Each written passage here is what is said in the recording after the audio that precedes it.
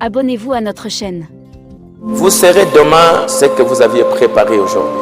Si vous ne préparez rien aujourd'hui, demain, vous serez ce que le vent, là où le vent va vous emporter, vous irez de ce côté-là parce que tu n'as rien préparé. J'ai lu beaucoup de livres scientifiques, beaucoup de livres religieux qui parlent de la jeunesse, parlent du mariage, parlent de la moralité et de l'immoralité aujourd'hui parmi les jeunes. Et que je peux voir tout ça et dire, bon, avec le message, avec la Bible, je dis, bon, le diable a fait beaucoup de mal, trop de mal. Et que si ne trouve pas de solution, votre avenir de demain est vraiment compromis, vraiment compromis. Mais je crois que si je peux, je vous l'ai dit depuis le vendredi, si on peut avoir une garnison, avoir des soldats, des filles, des fils et des filles de Dieu qui comprennent, qui sont nés de nouveau, qui ont le baptême du Saint-Esprit, qui comprennent que nous sommes en danger. Nous sommes en danger et que si on ne fait rien aujourd'hui, demain, il n'y en aura pas. Demain, ça va être la catastrophe. Quand vous êtes entre 18 ans, 25 ans ou 30 ans, les membres de votre corps sont en train de se développer, votre sexualité est en train de se développer. Et qu'est-ce qui se passe? C'est une attraction vers un homme. Et il suffit simplement que vous vous habituez avec un garçon tout le temps. Ça amène maintenant une confiance. Et ce que le garçon va commencer à te proposer, tu vas facilement accepter. Tu y es vulnérable, très vulnérable. Une découverte importante des scientifiques sur l'ocytocine, ça crée un sentiment de confiance chez une personne avec laquelle une femme est en contact permanent. Lorsqu'une femme envisage maintenant d'avoir des relations sexuelles avec un homme, elle doit pouvoir lui faire confiance.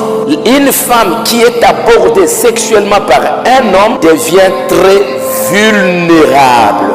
Le fait que vous vous habituez avec un garçon, ma solo, et tout cela, des messages, vous allez voir ici, ils vont appeler ça, même par des SMS, où est là le truc? Même par SMS, vous pouvez aujourd'hui être en contact avec un garçon par SMS et ils appellent ça draguer. Vous connaissez ça, n'est-ce pas? Vous draguez une fille par SMS sur Internet. Et c'est pour cela que les jeunes aujourd'hui vont utiliser beaucoup les SMS. Parfois, vous n'utilisez pas le téléphone, mais SMS. Et ces contacts-là, permanents, entre un garçon et une fille, ça crée une confiance. Ça crée quelque chose. Même si ce n'est pas l'amour, vous allez appeler ça amour. Toi, tu vas appeler ça amour. Mais ce n'est pas l'amour, c'est l'excitation d'un produit dans votre tête là. Parce que tu es à côté d'un homme. Lisez un peu 2 Timothée chapitre 3.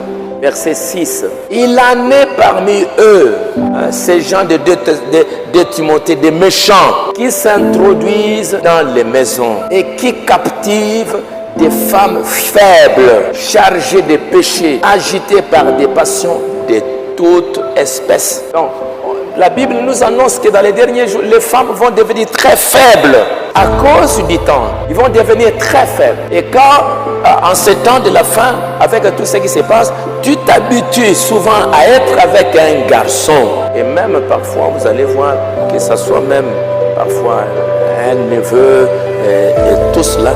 Aujourd'hui, ça passe facilement parce qu'on s'est habitué avec un homme.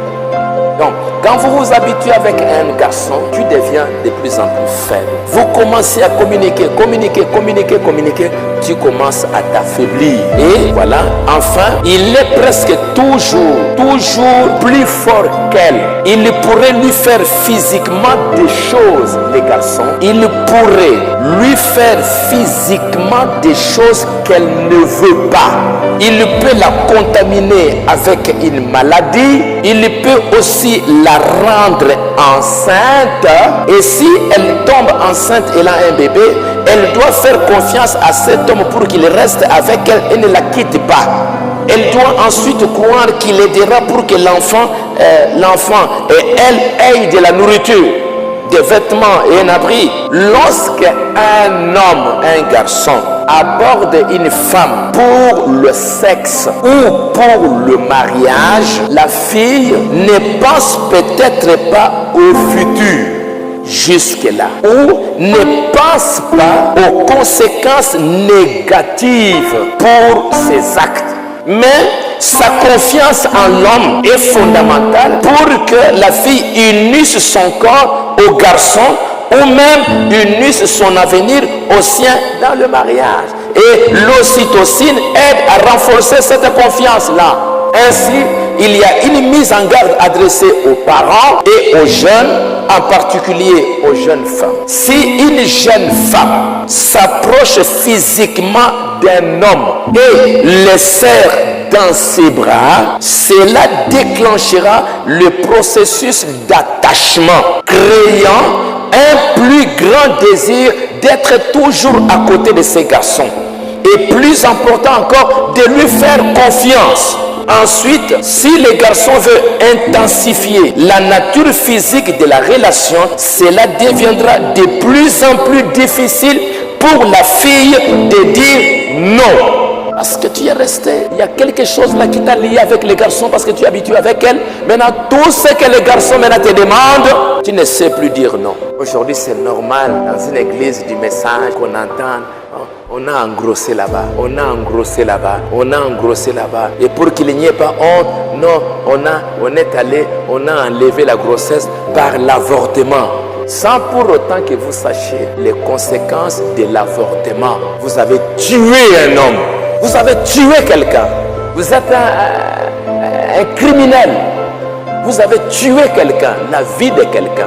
Il y a une personne qui était en train de grandir et vous êtes allé, vous l'avez tué. Et ce sont des choses qui se passent dans l'église, dans les écoles et tout cela. Vous trouvez des jeunes filles qui peuvent baiser, on s'envoie des photos nues et puis parfois, non, elles sont enceintes. Parce que ça vous honore. C'est incroyable que les filles puissent perdre leur virginité ici à l'église. C'est incroyable, c'est insupportable ça. Ça ne peut pas se faire. Ça ne peut pas arriver. Perdre ça peut-être dans la rue, avec des voyous dans la rue. Perdre ça ailleurs, mais pas à l'intérieur de l'église. C'est un jugement, c'est une malédiction, si je peux vous lire dans la Bible. C'est une malédiction que les filles viennent perdre leur virginité à l'église. Là où on garde, on protège les valeurs. Là où les filles ont appris que j'ai 3 responsabilités. La virginité, la féminité, la maternité. Où vous avez des parents chrétiens. Là où vous écoutez la parole. Donc vous avez tout ce qu'il faut pour pouvoir bien garder et bien gérer ces vertus. Et c'est à l'église que vous venez perdre ça. C'est très grave ça. Est-ce que vous allez encore condamner une fille du monde là-bas? Est-ce que vous allez condamner une fille païenne qui est là dans la rue? Si toi tu es en train de le faire, comment tu peux condamner une fille là-bas, à l'université et tout ça? Qu'est-ce que toi tu peux encore lui dire? Rien du tout. Vous êtes la même chose. Alors c'est pour cela que quand l'église commence à faire ça, elle est en train de tomber. Je me demande dans quelques années, qu'est-ce que vous allez devenir? Qu'est-ce qui va se passer dans quelques années? Aujourd'hui, on commence à accepter. Et les filles commencent à trouver, est-ce qu'elle est vierge dans les barrières? Est-ce que c'est nécessaire? Quand les gens commencent à avoir de telles mentalités, c'est pour montrer que la morale est en train de baisser. Ils sont en train d'aller en enfer. C'est une valeur très importante, morale. Et vous devriez faire des efforts, avec la grâce de Dieu, faire des efforts pour pouvoir garder votre virginité jusqu'au jour du mariage. Ne pas accepter qu'un homme t'utilise, s'amuse avec toi. Jamais. Pour aucun prix. Je dois garder ça. Je dois garder ma féminité. Et ma féminité, c'est quoi? C'est de pouvoir vivre. Mes relations avec les garçons doivent être propres. Comme je sais qu'il y a la dopamine, il y a l'ocytocine dans ma tête, dans mon cerveau, je dois bien gérer mes relations avec les garçons. Je ne dois pas chercher à trop m'habituer avec un garçon parce qu'à un moment donné, comme je suis une femme, il y aura un attachement à ces garçons petit à petit. Et après, non, Nakomi Kolingaye. Et quand tu commences à dire Nakomi Kolingaye, et puis après, un vrai mari va venir pour pouvoir te prendre en mariage. Maintenant, tu es déjà attaché là-bas. Et parfois même un bon frère peut venir comme ça. Hein, tu regardes, Ayoki est le côté. Parce que déjà, tu as déjà quelque chose quelque part. Et aujourd'hui, ce qui me fait mal, c'est de voir que beaucoup de jeunes filles, vous avez dans vos téléphones, beaucoup de numéros de téléphone des garçons. Oh non, les garçons, ils n'ont pas de garçons pour aller causer. Des filles, vous n'avez pas des choses à partager ensemble. Tous les soirs, non, je voulais savoir. C'est du charnel, ça. C'est du charnel. Vous ne pouvez pas faire ça. Mes relations, la féminité, ce sont mes relations avec les garçons. Quand j'ai déjà 18 ans, 21 ans, je dois bien gérer mes relations avec les garçons. Comme frère Bana m'a dit, il a dit aux garçons, faites attention aux femmes. Faites attention aux femmes. Faites attention aux femmes. Respectez les femmes. Respectez les femmes. Et vous aussi, vous devez vous respecter. Vous devez vous honorer pour que quand je vais aller au mariage, je puisse aller une fille honorable. Pas une fille qu'on a touchée ici, touchée. On touche, on jette. On touche, on jette. On touche, on jette. C'est pas correct. Vous êtes dans la parole, vous devez honorer votre vie. Vous devez honorer ces vertus que Dieu vous a données. Parce que frère Bana me dit, vous aurez à rendre compte pour cela. Vous répondrez pour ces vertus que Dieu vous a données. Ne soyez pas trop faibles. Il y a même des garçons trop charnels. Au Rosanga, il dit que les Lokoba les a passés. Au Rosanga, au Rotula. Moi, si je suis une fille de Dieu, ma vie est entre les mains du Seigneur. Et ce langage-là, maintenant, ça va te pousser maintenant à pouvoir te connecter à un garçon. Si je ne le fais pas, Nakoya Rotula, quand vous avez une chance. Non. Un bon garçon, il viendra correctement. Il viendra s'il aime réellement. L'amour obéit au principe de la parole. Abonnez-vous à notre chaîne. Merci d'avoir regardé.